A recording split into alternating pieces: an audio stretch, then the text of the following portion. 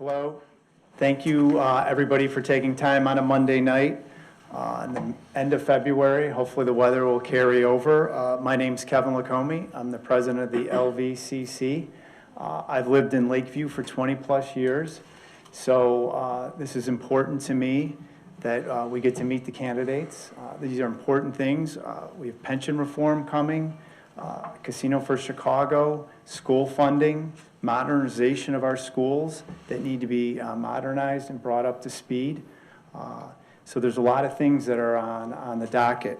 So welcome to the forum. I want to thank the hospital for hosting us. Also, the Lakeview East Chamber of Commerce, I want to thank them for co-sponsoring it with us. And all the volunteers from the LVCC that came tonight to attend and help out. Tonight's moderator is Sally Schulte. Sally is on Fox 32 Chicago. Sally works the weekend morning anchor on Channel 32, and Sally has worked in Champaign, Chattanooga, Seattle, Orlando, and Indianapolis, right down the street. And I'm very happy she was going to make time tonight to help all of us out. So I want to welcome Sally.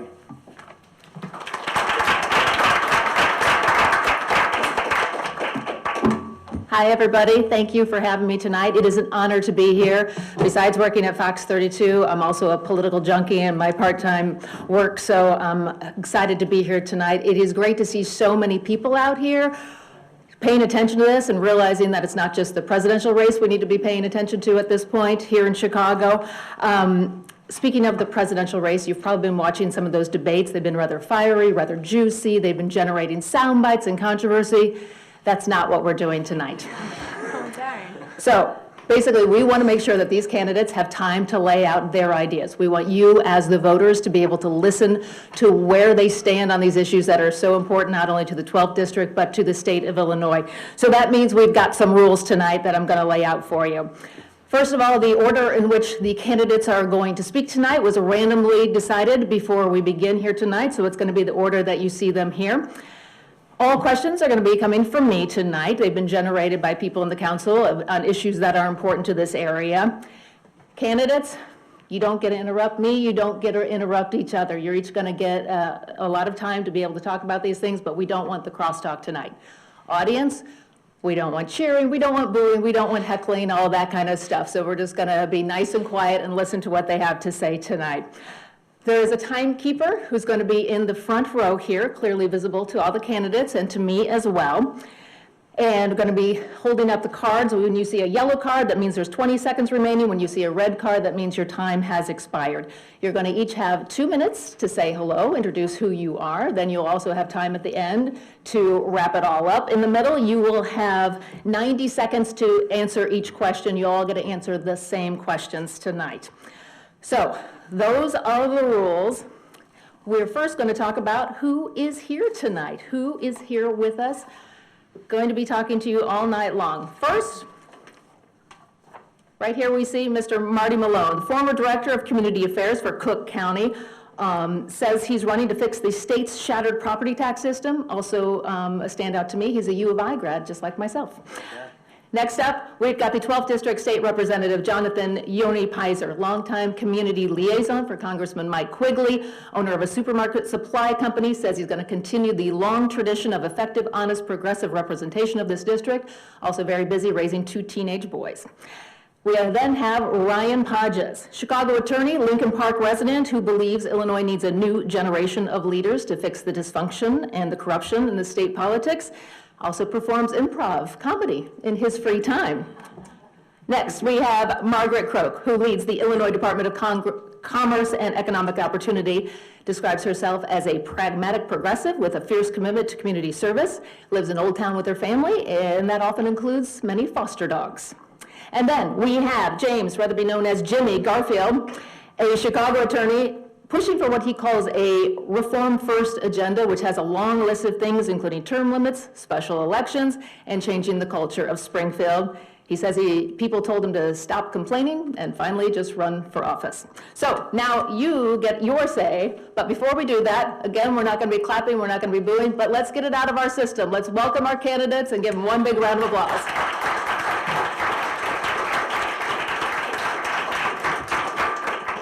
All right, so now it is your turn to talk. And as you introduce yourself tonight, I mentioned one little thing that I found interesting about each of you that might not be on the resume. We would like you to also include one thing that is not on your resume, not on your website, that we may not know about you. Marty, you don't have as much time to talk about it, think about that, because you got to go first. You've got 2 minutes. No pressure. Hello, everybody. Thank you all for coming out. My name is Marty Malone, and I'm absolutely honored to be here in this race for state rep. I will be blunt. The number one reason I decided to enter this race was for property taxes, specifically property tax reform. A bit about my past. I was recently Director of Community Affairs for Cook County, where I met with thousands of residents just like you and helped them with their property taxes, appeals, exemptions, things like that. It was last year, as I'm sure many of you know, that our area was hit with skyrocketing taxes, 30, 40, even 50% or higher in one single year. Some people's taxes shot up. Just ridiculous. I decided the time was now for bold action. If elected, I intend to introduce legislation to enact a 5% property tax cap. This won't just help homeowners with their budgets, but it will help business owners as well. The state should be held responsible, should have a responsible budget just like every single one of us in this room. And I know the state has many issues, obviously, and this community is not shy to share their priorities. I met over 1,000 neighbors when I collected each and every single signature on my own during petition time, and I'll tell you what I told each of them. I will support legislation to help our climate, to help our seniors, our students, women, and especially our LGBTQ community, but I'm not going to lie to get your vote. Property tax reform is my number one issue. Look, something that bears repeating and something that should be in the back of everyone's mind during this forum is that Illinois has 118 state reps and 59 state senators.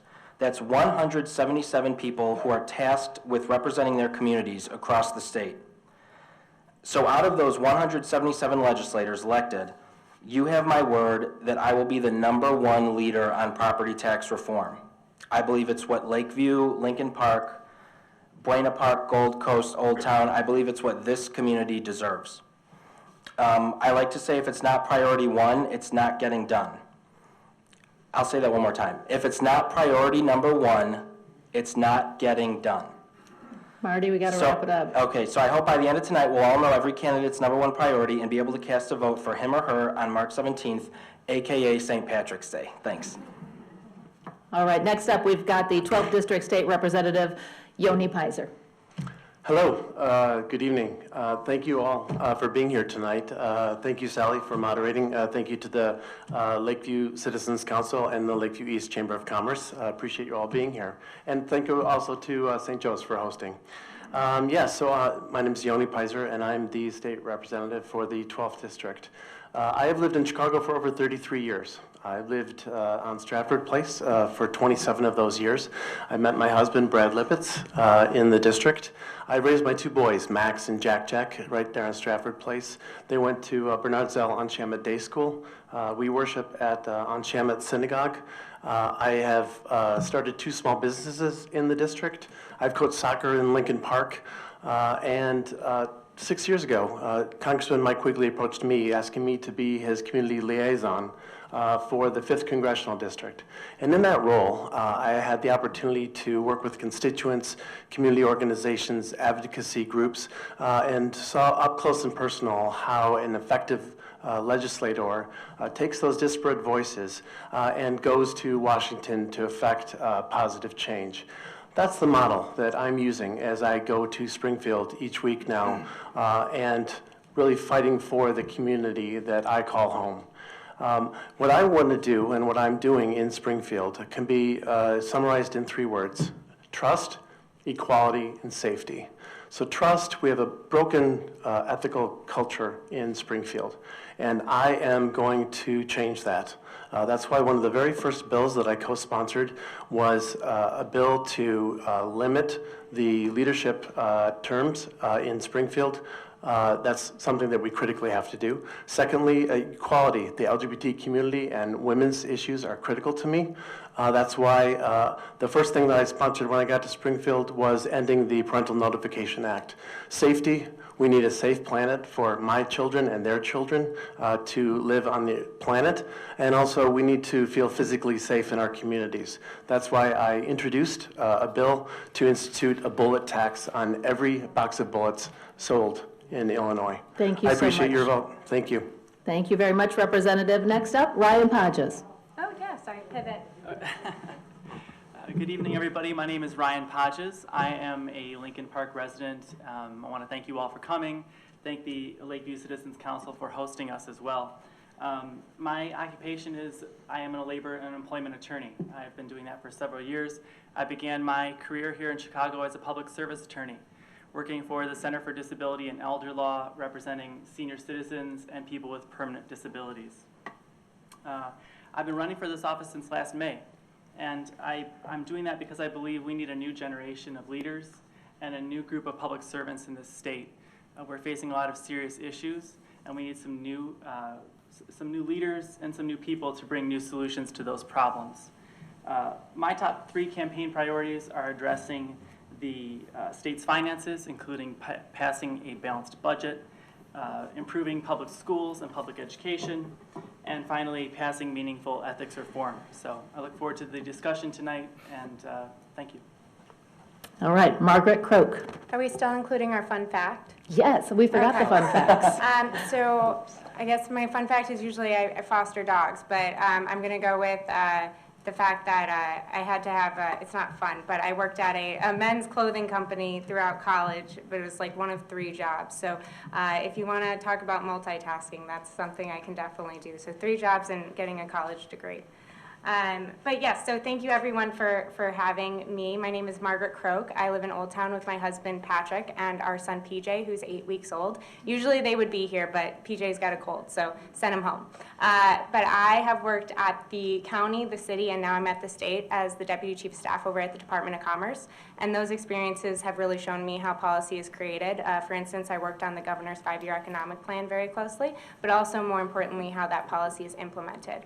I think you can go down to Springfield with some very lofty goals, but if you don't understand how policy is created, you don't know how to coalition build, you don't know where your funding is coming from, and you don't know how government works, you're not able to hit the ground running.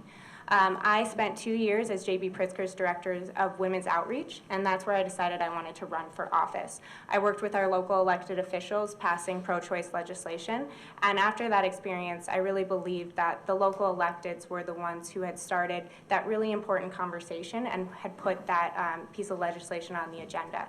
And that's where I think I can have the most impact and do the most good. Because my perspective is one that's not really in government right now. I am a millennial. I'm a millennial mom, and we are no longer the stereotypical college-age kids. We are homeowners, we're taxpayers, and we are parents, and we are the generation that's going to be saddled with the climate change crisis. We're the generation that will be economically worse off than our parents, and we are the generation that's out-migrating from the state. So some things I really want to fight for are paid family leave, property tax relief, pension reform, and gun safety legislation. So I appreciate you all having me, and I hope after this I can earn your vote on March 17th. Thank you. Next, Jimmy Garfield. All right, let's start with the fun fact. Back in college, I worked at a veterinary clinic, and I was conned into taking 2 of the cats home for a short time. That was 13 years ago. I still have them. So, now, in terms of this intro, I'm an attorney by trade, as mentioned before, which means, although I'm now unemployed because I quit my job to do this full time. So, not the most financially sound decision, but I think in Illinois is worth it. But it means that I get to do 2 things every day as an attorney. I get to problem solve and I get to advocate. Those are the kind of skills that I want to bring to Springfield. Illinois has no shortage of issues we need to work on. We've discussed many of them tonight. We're going to discuss many of them more tonight. Things like expanding health care. I think it's a human right. I think it needs to be expanded to everyone. If the federal government can't get their act in gear, we can here in Illinois. We should go ahead and push for that right now. Protect the environment. We're watching our lakefront dissolve under us. We've got to do something to shore that up. We've got to start moving towards renewables and away from any kind of fossil fuel usage, so that we can also, that'll also create thousands of new jobs right here for the production, distribution, installation, maintenance of those new systems. We have to get property taxes under control, which means passing the progressive income tax, the fair tax, in November, so we can actually get our fiscal house in order. We need to fix our early childhood education, because right now it's a patchwork of systems. Again, no shortage of issues. But the thing that I think we have to deal with first is ethics reform. And not just platitudes, not just ideas, real hard factual-based plans. And I think if you visit my website, you'll see a full plan on that one. It includes things like campaign finance reform, lobbying bans. But at the heart of it all, the spider at the center of this web of corruption we've got going on in Illinois is Mike Madigan. I'm the only one up here who has said I will not vote for him to stay speaker. I hope I can earn your vote. Thank you. Thank you. Now, we get to move on to the questions for the night. The first one goes to you, Mr. Malone, and then we'll go right on down the row. We're going to talk first about the pension crisis. According to a survey of LVCC members, the Illinois pension crisis is the issue of greatest concern. It is estimated that the debt burden per taxpayer is around $52,000. So the question is, what measures would you support to deal with this crisis? Specifically, would you support amending the Illinois Constitution in order to restructure the debt? Mr. Malone? 100% yes. That's what's got to be done. And I'm glad that everyone, kind of realizes that this is the #1 issue, because some newspapers didn't even really talk about it when we talked with them. And I said this at the last debate, I'll say it here, I'll say it, every future one we have coming, but the idea that every single pensioner is getting this 3% COLA, cost of living adjustment. Think about what that means. Cost of living adjustment, 3% every year. Nobody's budget goes up 3% every year. Illinois simply cannot afford that. And the funny thing is that so many of these, the Illinois House and Senate, and the governor signed a bill fixing so many of the different things that ail our current pension system. This was back in 2011 or 2013, I believe. But anyways, we made these changes. You got rid of this 3% COLA, you tied it to rate of inflation, which makes so much more sense. Everything in the nation's tied basically to rate of inflation. Number two, you can cap different people's salaries at, these crazy high numbers that some coaches and stuff are getting. But yes, I 100% think we need to open up the Constitution. Now is the time. I can't for the life of me fathom why we're opening up the Constitution for this fair tax, but not even touching the pension clause. It's, now is the time to do this. We've got really great leaders in Springfield. So yes, 100% support that. Thank you. All right, thank you, Mr. Malone. A reminder, we've got 90 seconds for this round of questioning. Now we're going to move on with the same question to Representative Pizer. First of all, my fun fact, I participated in the gay games in the 90s playing ping pong. Okay, now to a very serious issue. The pension crisis. It is indeed a crisis, and the problem has been made worse by the fact that we have kicked the can down the road decade after decade after decade. This has got to stop. However, I completely disagree with Marty. I do not support a constitutional amendment to try to claw back pensions from our teachers and firefighters and police officers. I believe pensions are a promise, and it's a promise that we need to keep. I'm a small businessman, and I understand the importance of balancing budgets and honoring our financial obligations. I do believe that we need to re-amortize the pension debt to get us to 90% fully funded. If we re-amortize by about 8 years, this will give us an opportunity to do what we need to do to resolve the crisis. But the most important thing we need to do is all of us in this room in November are going to have an opportunity to vote on the fair tax. The fair tax, it's not a silver bullet, but it's going to be an important first step to resolving the crisis. The next thing we need to do is make sure that Chicago gets its casino and to make sure that the cannabis tax revenue is going to help resolve the crisis. Thank you. Thank you, Representative. Next, Ryan Podges. it comes as no surprise to me that this is the number one issue on voters' minds in this community. It's probably the number one reason I jumped into this race, because I felt this issue was not being addressed properly by our elected officials. It is indeed a crisis. We have nearly $140 billion in unfunded pension liabilities. I grew up in Detroit, and that's the largest city in the United States that's ever declared bankruptcy, and the reason that it did declare bankruptcy is because of this very issue. The city went years without properly funding these, this pension fund, and it ultimately brought the whole city down. It's, I don't want to see the same thing happen to Illinois, so I agree. Passing the fair tax amendment is the first step. It's not the only thing that we have to do, but it's an important first step. I'd like to see the state look for other sources of revenue. We can sell off state assets. I think the sales tax on cannabis, as well as the casino, will also bring in some revenue. I think we can extend partial pension buyouts to recent retirees. That's another way we can save money. And then again, consolidating pension funds like the police and fire departments have done downstate. That's another way we can start to save some money. Thank you very much. Margaret Croak? Yeah, so I think there are some, low-hanging fruit that we can attack before we even need to get to the negotiating table on anything around a pension amendment. I've been endorsed by the statewide labor organization and the Chicago Federation of Labor, so I do believe that pensions are a promise. But some things that we can do right off the bat. As just mentioned, the governor recently consolidated downstate fire and police pensions. That's going to save us $1.2 billion over 5 years. We can be looking at different pension funds where we can consolidate just because it's a larger investment, so we're going to get a larger return on investment. Selling government assets, the James Thompson Center. I don't know who's been there recently, but I work in that building. It's going to be $2 billion. That's a drop in the bucket, I know, but it's still $2 billion. And we're also operating a lot in state government at a staff deficit.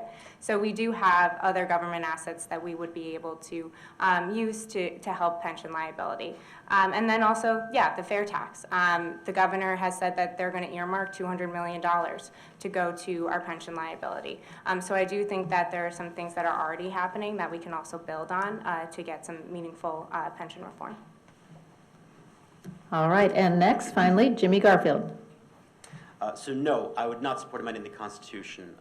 That's a very dangerous path to go down. Once you open it, you're not quite sure what you're going to get, and that's a very large problem you can build for yourself. So no, pensions are a promise, especially since we're dealing with tens of thousands of people who didn't pay into Social Security because they were getting pensions instead. So we're endangering the retirements of tens of thousands of people. We would be very careful with that. There is a lot we can try before that. Certainly, we've all talked about the progressive income tax, the fair tax. That has to get passed. Cannabis sales tax on that. Although, for reasons passing my comprehension, a large percentage of the sales tax goes to the general revenue fund. I don't think it should, because people like us shouldn't be allowed to spend it. It should go straight into things like pensions, be allocated directly to that in the law. I would look for restructuring the pensions similar to the IMRF, Illinois Municipal Retirement Fund. That's a fund, it's an independent board that takes the municipal retirement funds, amalgamates them, and invests them as a kind of a group account. And because it's a huge pot of money, other than the city of Chicago, because it's a huge pot of money, they get better returns, better options, better investment advice. And because they have the ability as an independent board to enforce the funding of those pensions, they got a 96% fund rate. We need to start moving our state pensions to that kind of a system. Take it away from politicians, put it in the hands of an independent board who will make sure it gets funded. All right, thank you so much. Next, we're going to talk more about the progressive income tax. It's been a topic of the members here, that November 2020 vote on the progressive income tax. Generally speaking, the tax means that people with lower incomes pay a lower percentage of their income in tax than those with higher incomes. The question tonight, do you support or oppose the 2020 progressive income tax measure, and why? We will start with Representative Pizer on this one. I absolutely support passage of the fair tax.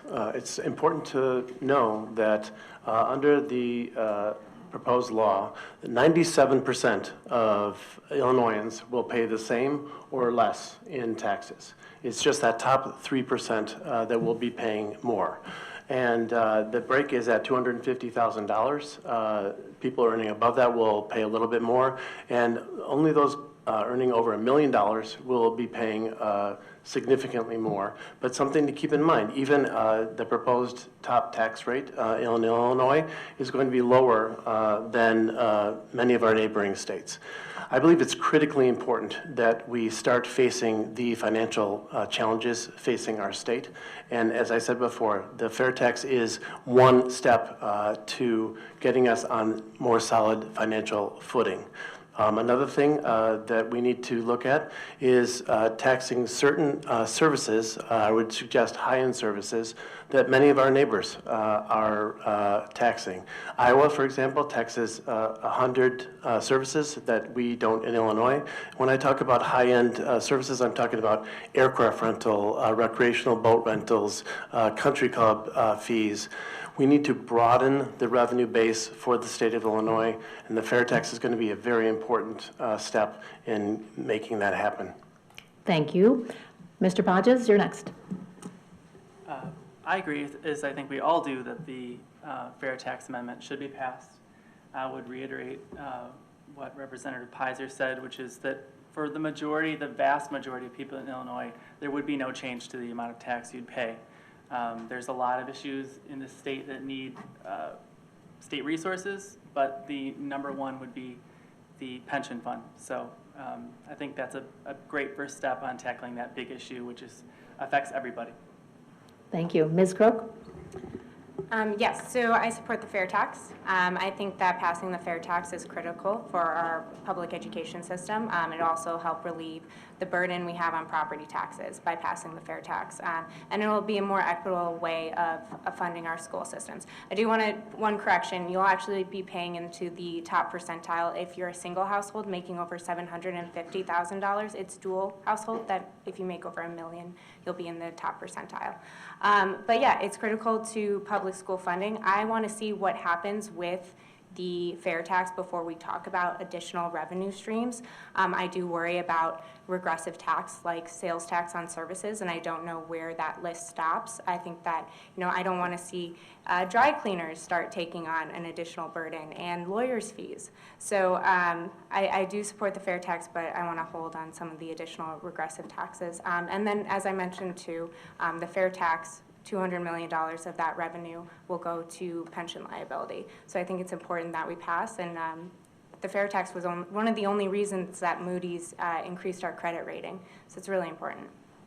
Thank you. And Mr. Garfield? The problem with sitting at the table is that almost everything's been said already.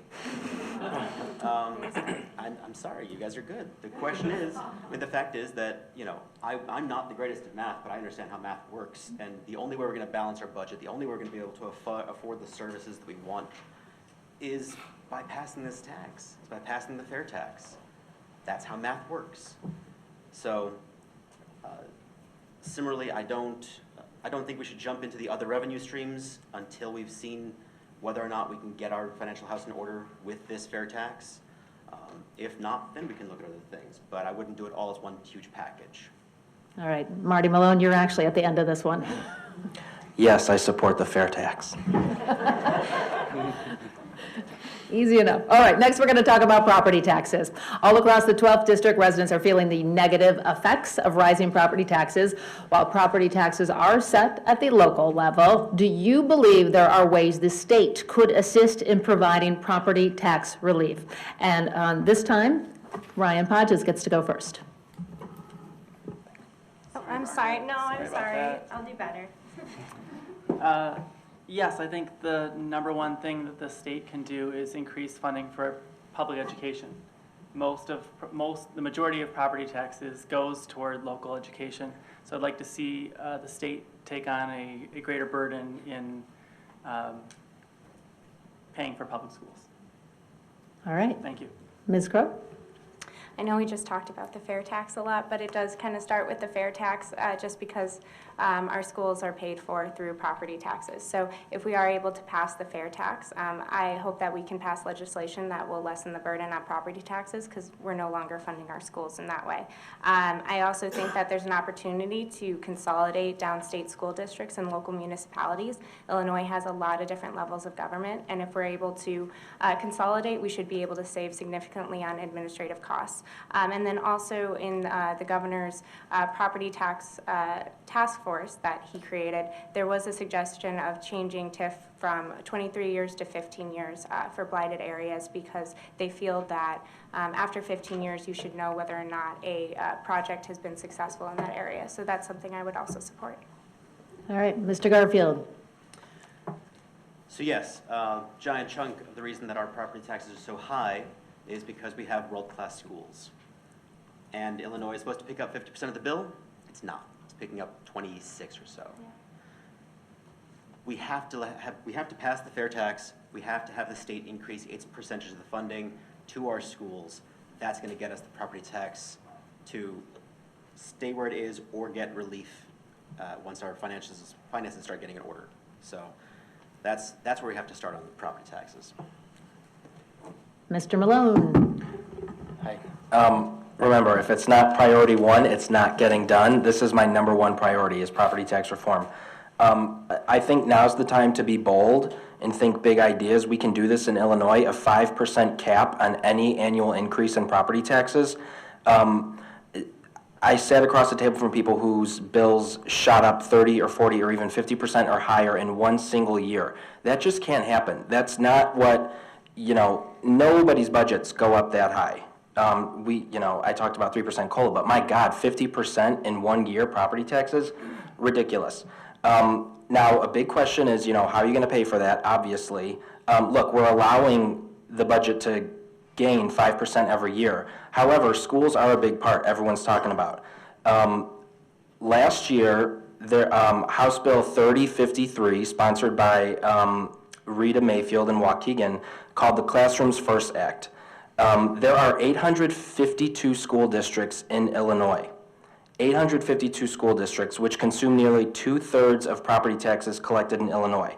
This commission, which, by the way, passed the full House, every single state rep voted for it, got stuck in the Senate, who knows why, but this commission would make recommendations for consolidating districts, setting a goal to reduce the state's number of school districts by a minimum of 25%. Just a fun, I'll get to my fun fact later, but here's a fun fact. In 2017, there were over 9,000 school administrators in Illinois who made over $100,000 a year. 9,000 administrators made over $100,000 a year. Just think about their pensions as well. Thank you. We got to consolidate. Thanks. Thank you. Representative Pizer. We have a property tax crisis in Illinois, as I don't have to tell anyone in this room. My property taxes on my home have gone up over 114% since I've lived there. And I have to tell you, my team and I have knocked on over 8,000 doors throughout every corner of the district. And one thing that I hear more often than any other is how property taxes are just crushing our communities. Our elderly people are being forced out of homes that they've lived in for decades. Our young people are being forced to leave the city, and in too many cases, the state. And people who are just moving in and they're renting are facing skyrocketing rents and are also leaving the state. We need to, as has been said, pass the fair tax, which is going to finally get Illinois to a place where it is funding education at least to the minimum 50% threshold that actually we've never met. Right now we're funding 27% of education from Illinois' general fund. That is the lowest of any state in the country, below Mississippi, below Alabama. Once we get the fair tax passed and we get more revenue from the general fund to pay for education in this state, it's going to take the pressure off of property taxes, and that is one of the key things that we need to do to start solving this problem. Thank you very much. Now we're going to move on and talk about government waste and spending, always issue of concern. We've touched on it a little bit, but let's get into more details now. If elected, where do you see the greatest opportunities to cut unnecessary spending? Ms. Croak, you get to go first. Yeah, so I'm currently over at the Department of Commerce and Economic Opportunity. So I actually deal a lot with grant money. They call our department like the cash cow, lovingly, I hope. But I think that one thing I found after working there for the past year now was that we were measuring our programs, I think, in just inefficient ways. I think that we can look at a lot of our grants and determine new metrics to see what our actual return on investment is, and we'll be able to find out whether or not a program is actually doing what it's supposed to, and how effective that is. And that will, one, be able, we'll determine if that program should continue to exist, or we should make changes to that program, consolidate it with another program, cut down on size. But I will say too, right now, when it comes to government spending, my department is operating at 2/3 capacity. We have a real deficit of government workers right now. So if my department, with Commerce, is not, we're not implementing some of the life-saving and critical services that other government agencies are. So I would also I just want to say too, we are operating at a deficit, and it's good to look at all the different programs, but we do have a lot less staff than we used to. Thank you. Mr. Garfield? So how you answer this question is dependent largely upon your definition of the word waste. I certainly don't think of people employed by the government as being a waste. These are people who provide services we need. Waste is places where we can actually make improvements. Things like streamlining our systems. When I was in the State's Attorney's Office, you'd have to print out a piece of paper, fill it out on pen, fax it to the impound lot, who would then go find where the car is, write it on the piece of paper, and fax it back to you. Email. Why don't we do these things? Why don't we have the modern systems that would make things more streamlined, make them more efficient, and ultimately make them cost less than having to house all the paper? We've got different computers in the same building, on the same floor at Cook County, that run different operating systems and can't talk to each other, can't use certain printers. That's insane. We have to streamline the systems. That's going to save us a lot of money in the long run. And as mentioned before, we have an awful lot of levels of government. There are 10,000 different bodies of government in Illinois. Some of them don't do much. I'm originally from Evanston, and when we dissolved the township, we found that there was a pot of millions of dollars that had been collected and just sitting there because all the services that it's supposed to have taken care of were being handled by the city or by the state or by the county. So we need to look where these pots of money are, we need to look where these different levels of government are and streamline them. That's how we're going to fix the waste. Thank you. Now, Mr. Malone, your turn. Thank you. I brought this up in my last inch, I'll bring it up again. The amount of school districts we have in the state, 852 school districts, with over 9,000 administrators making $100K or more. Look, it's not a bad thing to make money for your job, but for example, CPS has one superintendent. I think there's 500 some schools, elementary, high school, all in CPS. There are some in the southern part of the state. The one school district just has one single school, like one elementary school. It's about neighboring, bringing a couple elementary schools, couple high schools together, merging these government bodies. Like Jimmy said, I think townships, why there are still townships inside of the city of Chicago is beyond me. This only comes out for property tax season too. Like Lakeview Township, the amount of people, Jefferson Township, they're like, oh no, I live in, this city. No, it's, that's just the township. It's merging these different government bodies that really do nothing. And then, last but not least, I was a big fan this last mayoral election. There were some candidates who were talking about the city of Chicago taking over different nearby cities, like annexing, we annexed a lot of cities back in the day. We kind of stopped doing that, but I think merging these governments, making just people, working together, I'll leave it at that, thanks. Thank you. Representative Beiser. Yes, we absolutely do need to consolidate and in some cases eliminate the myriad of taxing bodies and government layers that we have in Illinois. I read that Illinois has more layers of government than any other state in the country. This is why we are paying so much and there's so much waste. However, I have to say, I think a lot of the waste can be seen as a result of a corruption tax. That there is such a broken ethical culture in Springfield that this culture is what we need to solve. Let me give you just one example. I was sworn in to be a legislator on February 10th, but because I was working for one day during the month, I was eligible for a full month's salary, okay? So I've introduced a bill, co-sponsored a bill, that will have two pay periods during the month. So if you work for one day, you will only get paid for, unfortunately, half of the month. But I'm a small businessman. I can't imagine anywhere in the private sector where if you worked one day during the month, you would get paid for a full month. And I've taken that half of my salary that they are paying me, because I can't change the law fast enough, and I'm donating that to ethics reform in Illinois.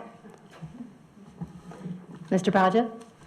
I think, as Margaret mentioned, the James Thompson Center is a perfect embodiment of the inefficiencies in government. It's one of the least efficient buildings I've ever been in. I work there all the time. I would say sell that as a state asset. Let the private sector build something better than what we have there. It's just a very inefficient use of space, but that's a personal rant, I suppose. I would agree with Marty that probably the best place to start in terms of trying to sort out inefficiencies is with the school boards downstate. I think we have the third most school districts of any state in the country. And when we have school districts downstate with one middle school or one high school, 2 elementary schools, that's just terribly inefficient, and everybody in the state pays for it. So that's a great place to start, to put money back into the classrooms and paying teachers and putting that money towards students where the money belongs, instead of paying for all these inefficient layers of administrative fees that really don't do much to help our students. Thank you very much. Mr. Garfield, you're going to have the first answer for the next question here. We're going to talk about gerrymandering. I think we can all agree that the practice of gerrymandering, which is basically drawing your district boundaries for political benefit, has created some really strange looking maps for our districts. So the question tonight, would you support legislation to end the practice of gerrymandering? Yes. It's literally part of the platform, part of the Reform First platform I put forward. Go to the website, look it up. It's there. We have to stop it. Someone actually messaged me the other day and said, but should we really stop this practice if red states don't? Is it okay to take a principled stand? Yes. We can't let this become an arms race of who can be more egregious. We have to simply do better ourselves. So we need to stop the practice of gerrymandering right here in Illinois. We need to use independent commissions and independent boards to draw our legislative maps based on population.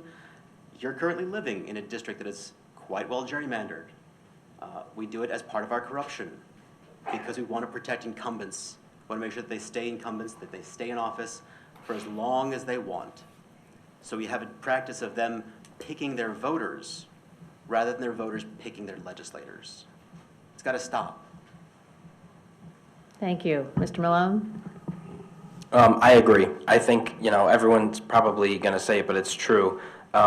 Politicians should not pick their voters. Voters should pick their politicians. Thanks. I'm going to make it short and sweet, too. Yeah, we need to stop gerrymandering. That's why the very first press conference that I attended was to call for an end to gerrymandering in Illinois.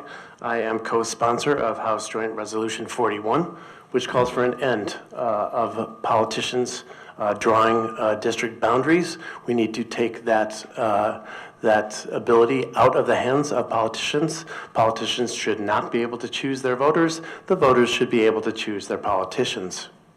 Simple. Mr. Podges? At the risk of repeating the same thing that these gentlemen have said, yes, absolutely, there should be an independent commission to redraw districts. There's not, I don't know that there's one single person out there who feels good about political parties gerrymandering districts. And finally, Ms. Krogh. Yes, I do support fair maps, and I think that there should be an independent commission. This kind of goes to the heart of when we're talking about ethics reform, making sure that our elected officials are elected because the voters in the area elected them. You guys are making the timekeeper's job really easy tonight. We're going to talk about corruption now. Marty Malone, you're going to get the first go at this one. It is no secret that Illinois has been plagued at all levels of government by what some have referred to as the culture of corruption. What change or changes do you believe would have the greatest impact on cleaning up the corruption in Springfield? Thank you. So corruption in Chicago, corruption in Illinois, they go hand in hand. It's very regrettable. It's very sad. I think Chicago should be like the shining city. I think Illinois should be one of the best states in this whole country. But every newspaper article is, our leaders are corrupt. Look, I personally think a big part of corruption is money in politics. I think if you can name names, you can say Ed Burke, you can say Mike Madigan, what have you. But it's like, look at who donates to them, and then what are those people getting out of it? It's money. The amount of money in Illinois politics is just atrocious. It really is. And I know you need money to win campaigns, but I, took it upon myself to cap my own campaign contributions at $312. I think anything more than that from a single person, if you take $5,000, $10,000 from a single person, obviously, there's wink, wink, nudge, nudge. You're going to help that person out. That just money runs corruption in this state. So I think less words, more action. I capped my own contributions. I'm not falling for this this money game in politics. Thanks. Thank you. Representative Pizer. Yes, campaign finance reform is a critical part of reforming Illinois politics, but it doesn't stop there. We need real lobbying reform, and my platform is there needs to be a cooling off period for all legislators before they can become lobbyists. Secondly, we need to stop the ability of our legislators from lobbying other branches of government. We need to empower the Inspector General to investigate whatever she wants to, and when she is done with that report, not have to ask the General Assembly for permission to release her report. And finally, we do need legislative leadership term limits. It's not okay for the Speaker of the House to be there for generations. Mr. Podges. Yeah, sure.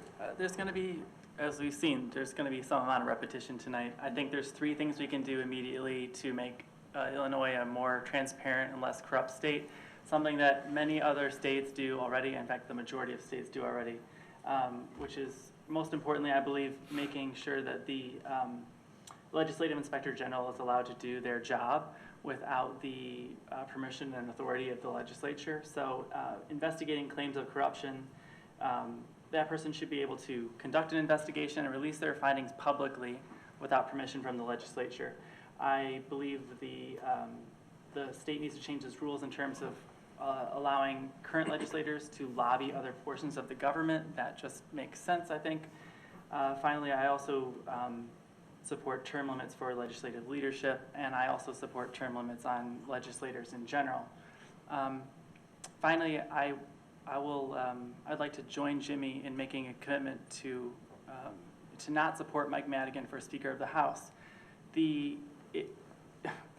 When I go out and talk to voters, one of the top questions I get is, are you for Mike Madigan?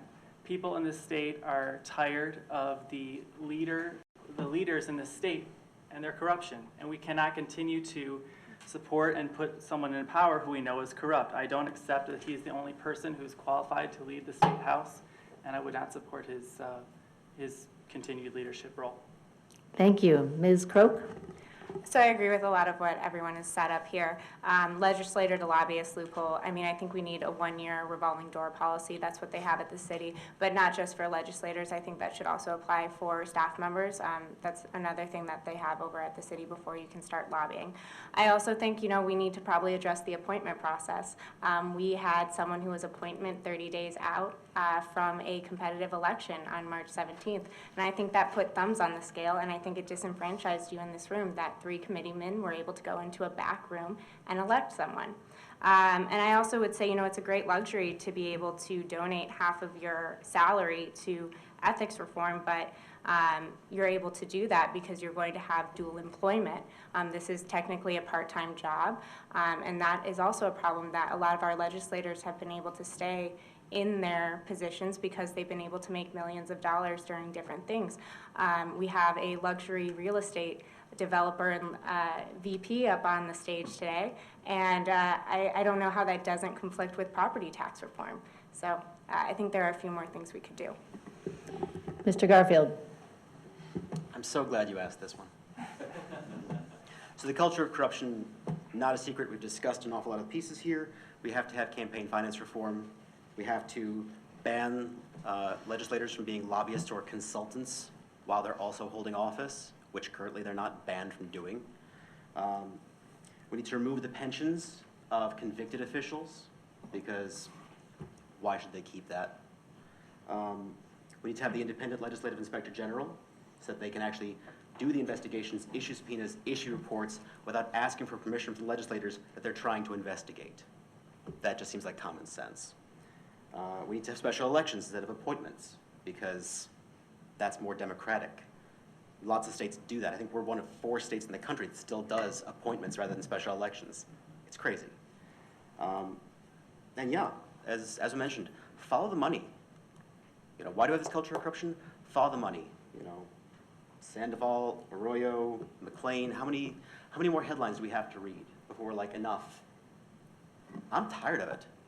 That's why I came out very first and said, I will not vote for Mike Madigan as speaker.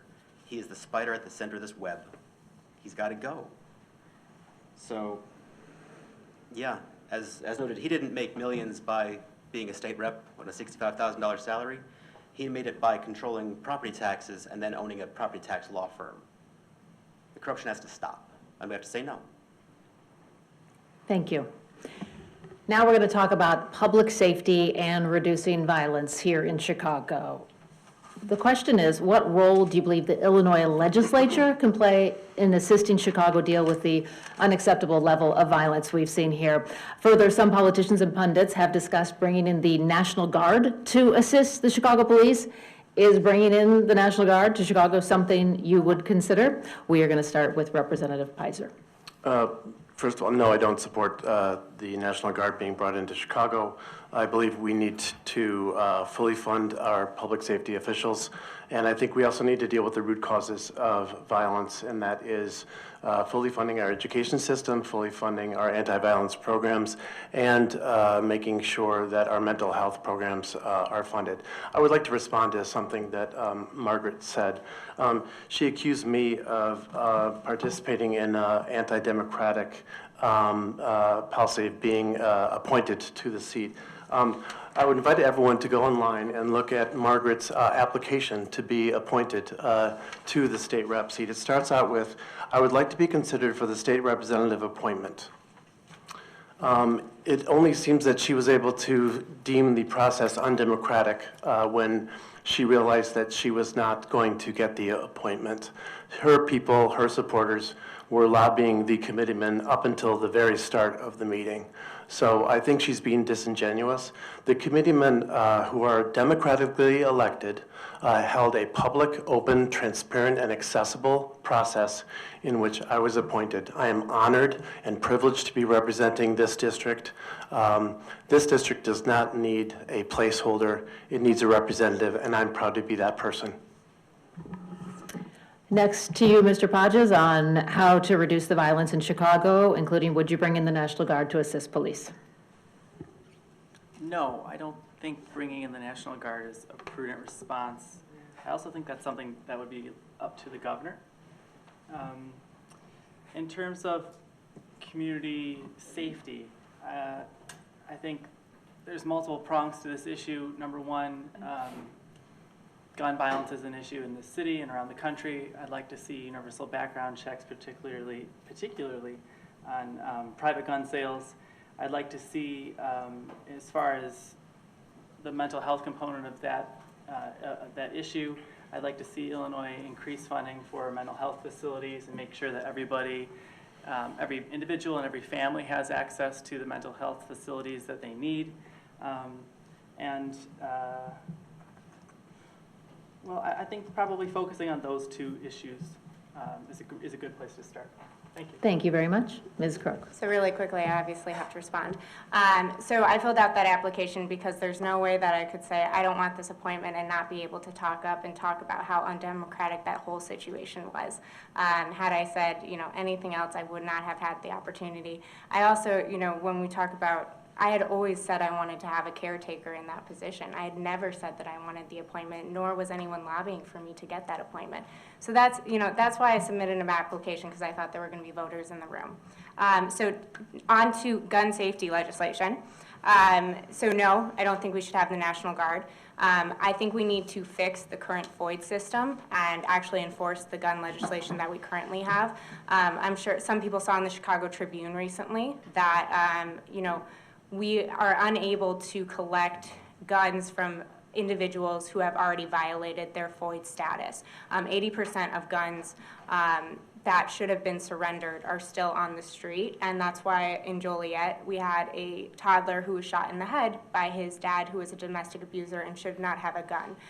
It's because our police departments are not funded to be able to have police to go collect those firearms. So I would suggest changing the FOID card application from $10 to $20 to be able to fund those police departments to be able to collect those guns. Mr. Garfield. So just real briefly, as to the appointment thing, I didn't apply, and yeah, it wasn't a fair and open process, but that's a different conversation. So as to levels of violence in National Guard, no, that we don't need to start militarizing our streets.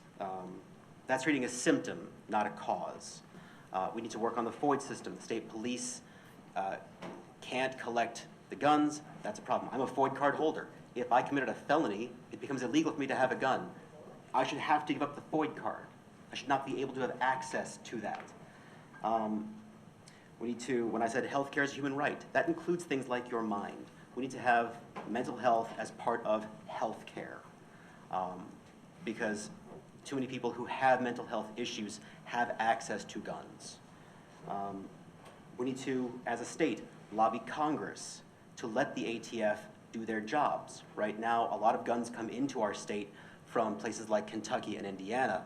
So we could make Illinois' gun laws as strong as we want. It won't stop them from coming in. What we have to do is start letting the ATF on a federal level do their jobs and track them from the point of sale in other states all the way here, so we can actually find out how they're getting in and stop there. And in terms of just very locally, we need things like after-school programs. You want to keep kids out of gangs? Great, so do I. Give them something to do. Give them after-school programs so they can stay occupied. Statistics and studies have shown constantly that that's the best way to reduce violence, by keeping kids out of gangs. Thank you, Mr. Garfield. And Mr. Malone, you get to talk about what you would do to reduce violence. Thank you. Well, first, no to the National Guard. That's like crazy. And then, second, I think the main question, like, what can the state do? Can the state do anything, as opposed to, federal or more local? When I think of these types of issues, I think of it all starts at home. And, our area has so many great resources. There's CAPS meetings every other week. I think there's so many different things that go on that you could attend and you could learn more and be a part of, the change in the community. I attended the Chicago Police Department Citizens Academy. That was great. It was a 10-week program, 3 hours a week for 10 weeks. I think there are so many people out there who do want to help, but you know, it's more of a local level. I don't think the state has much in terms of, I think there's other, you know, priorities that the state should focus on. Thanks. Thank you very much. And final question of the night from your Lakeview Citizens Council, talking again about term limits. Do you support term limits for the Illinois legislature? And Mr. Podges, you get to go first. Yes, I do. Well, all right then. Ms. Groke. I support leadership term limits. I think elections are term limits for elected officials. I didn't hear, you said yes or no? Oh, I said I support leadership term limits, but I do not support term limits for our elected officials. I think that elections are term limits for our elected officials.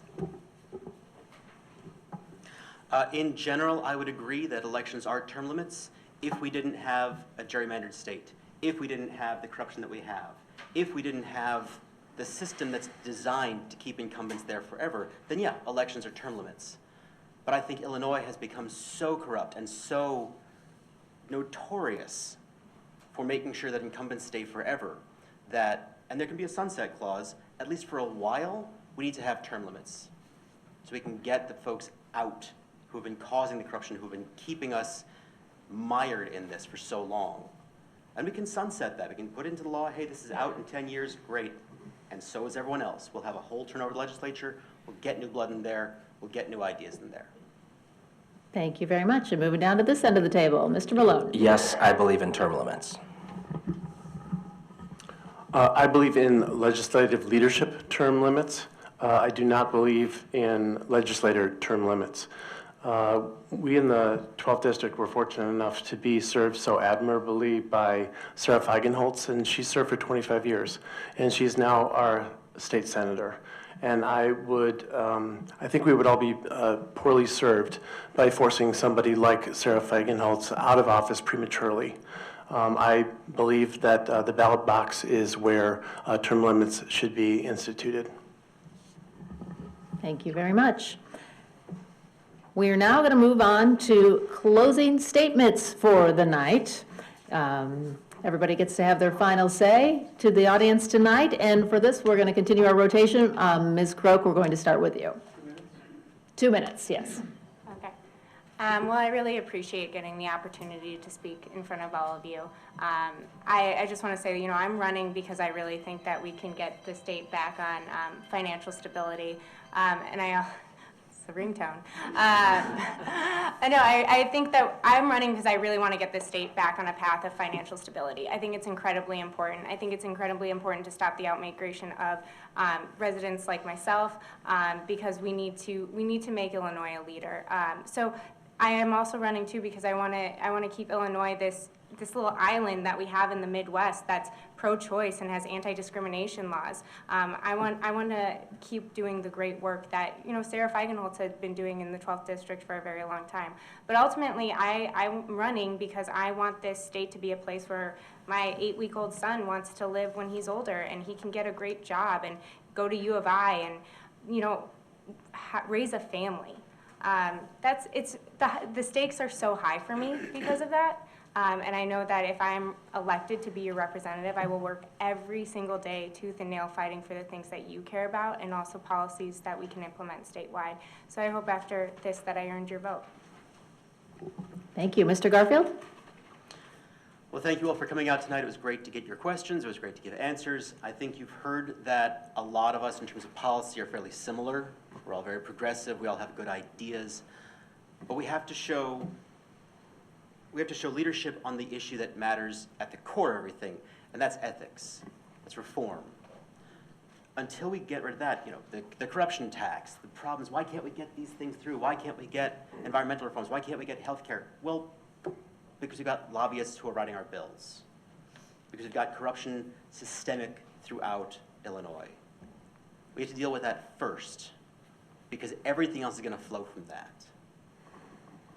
I put forward a very comprehensive plan with details on the website about how we're going to do that, what needs to be done.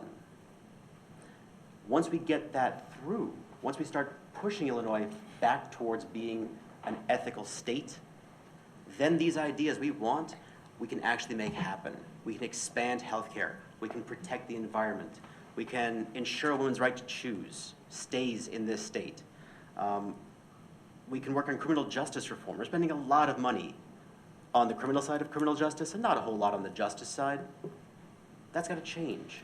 But it can't so long as the corrupting influence of money is stymieing, is just endemic through our system.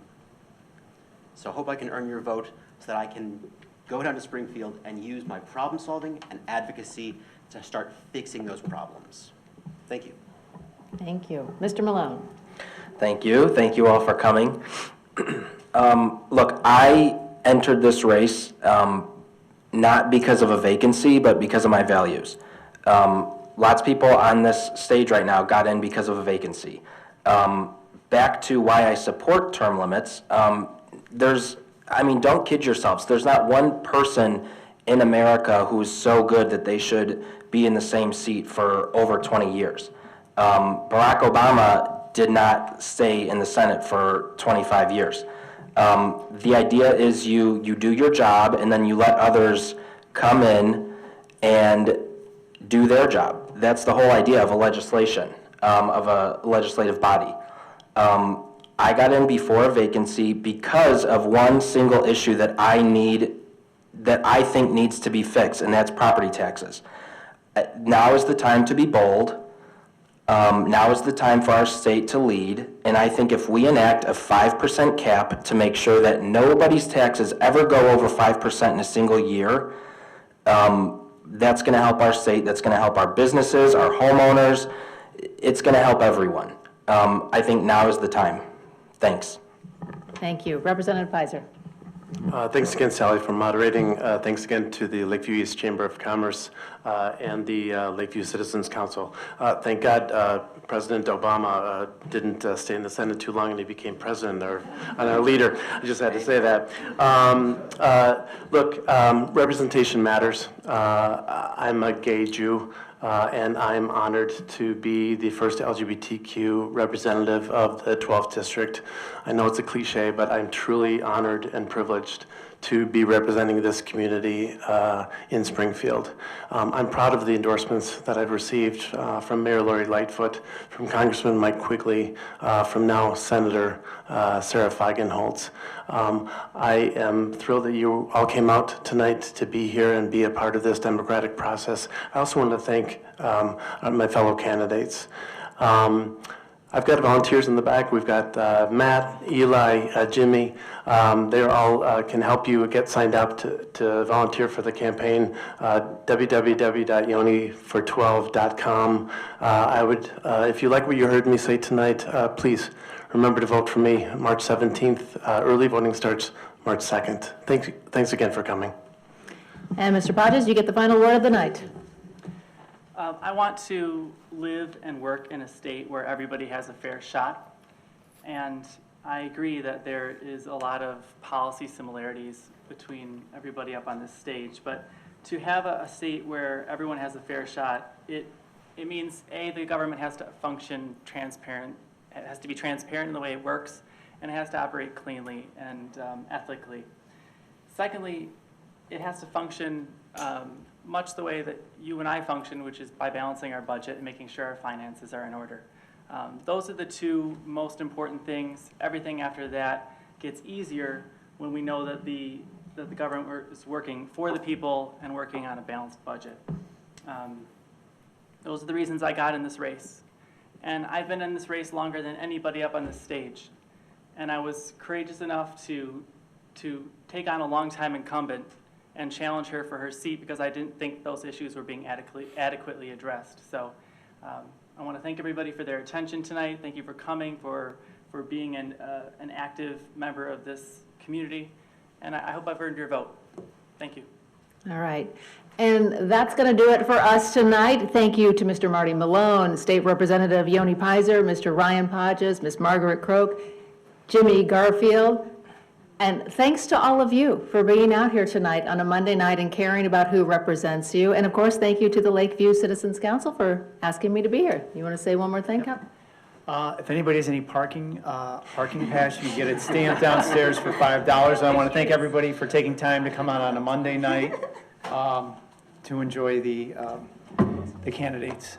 And I'll let you break your silence now. Let's give it a final round of applause.